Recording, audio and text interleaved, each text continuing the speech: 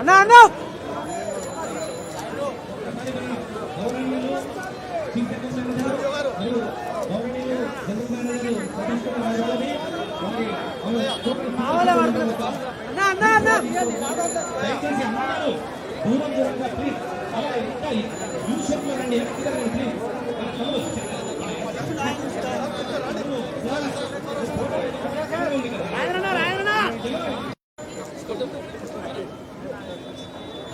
Sir sir అన్నా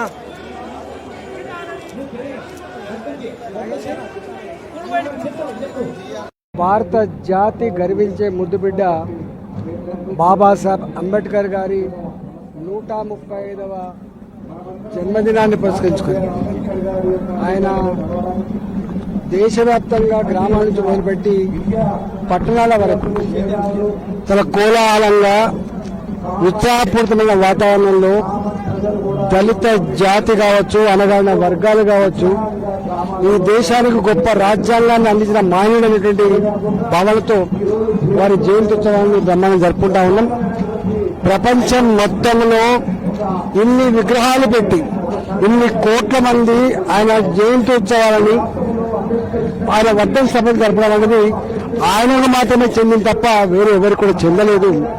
ఇవాళ భారతదేశం సురక్షితంగా, సుభిక్షంగా, ప్రశాంతంగా, ప్రజాస్వామ్యబద్ధంగా అన్ని రకాల హక్కులతో జీవించడానికి ప్రధాన కారణం బాబాసాహెబ్ గారు అందించినటువంటి గొప్ప రాజ్యాంగం.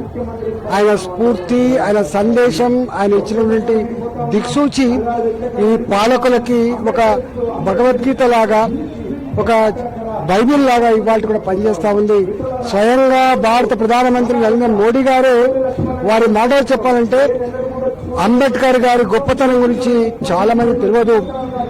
మన రాజ్యాంగం చర్చ సందర్భంలో వారి త్యాగాలు, వాళ్ళ కమిట్మెంట్, మరి జాతి కోసం తప్పించిన తీరు ఈ మధ్యకాలంలో మళ్ళీ వెలుగులోకి వచ్చింది. కాబట్టి ఇవాళ ఇంత గొప్ప మహానాయకుడిని, జెండాలు లేవు, పార్టీలు లేవు, సిద్ధాంతాలు లేవు, ఒకటే జెండా, ఒకటే సిద్ధాంతం. ఇప్పటికి కూడా ఈ అంతరాలు ఏవైతే ఉన్నాయో, లేని వాళ్ళు, ఉన్నవాళ్ళు, కులాల కుమ్మలాటలో ఇప్పటికి కూడా అనగాన వర్గాల ప్రజలు బాధపడతా ఉన్నారు.